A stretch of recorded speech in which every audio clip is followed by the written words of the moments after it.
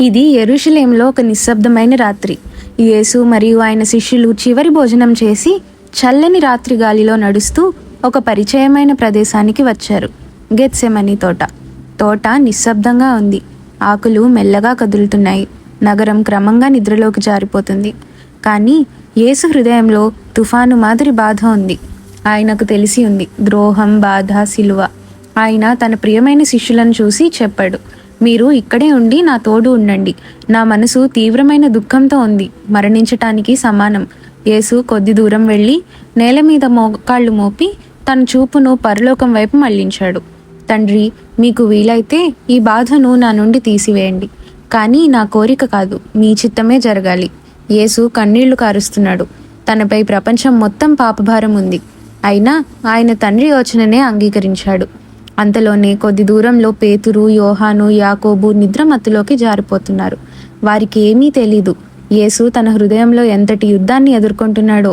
యేసు తిరిగి శిష్యుల దగ్గరకు వచ్చి బాధతో, మీరు ఇంకా నిద్రపోతున్నారా? కనీసం ఒక గంటైనా నా తోడు ఉండలేరా?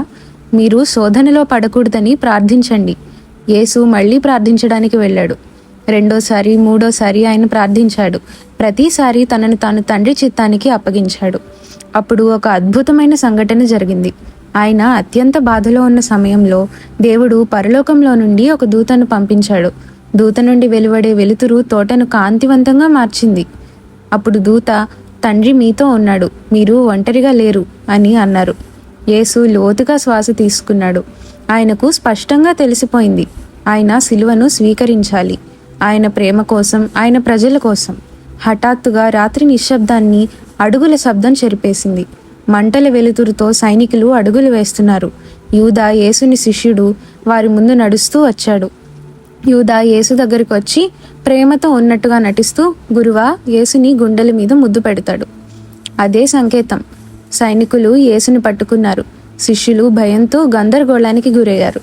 పేతురు కోపంతో తన ఖడ్గాన్ని తీసుకుంటూ, లేదు, నేను మీకోసం యుద్ధం చేస్తాను. కానీ యేసు అతనిని ఆపాడు. పేతురా, నీ ఖడ్గాన్ని మళ్ళీ దాని చోటే పెట్టుకో. తండ్రి ఇచ్చిన ఈ పాత్రను నేను పానం చేయకపోతే ఎలా? యేసు ఏ ప్రతిఘటన చూపించలేదు. ఆయన తనను తాను సమర్పించుకున్నాడు. ఒక్కొక్కరుగా ఆయన శిష్యులు భయపడి చీకటిలోకి పారిపోయారు. యేసు తన జీవితంలో అతి చీకటి సమయాన్ని ఎదుర్కొన్నాడు. అయినా ఆయన దేవుని యోచనను పూర్తిగా నమ్మాడు. మన జీవితంలో కూడా ఇలాంటి కష్ట సమయాలు రావచ్చు. మనం ఒంటరిగా అనిపించుకోవచ్చు.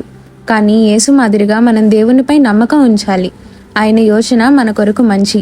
మీరు ఏ కష్టాల్లో ఉన్నా గుర్తుంచుకోండి, దేవుడు మిమ్మల్ని చూస్తున్నాడు. ఆయన మిమ్మల్ని ప్రేమిస్తున్నాడు. ఆయన మీతో ఉన్నాడు. యేసు చేసినట్లే మీరు కూడా ఆయనపై నమ్మకం పెట్టుకోండి.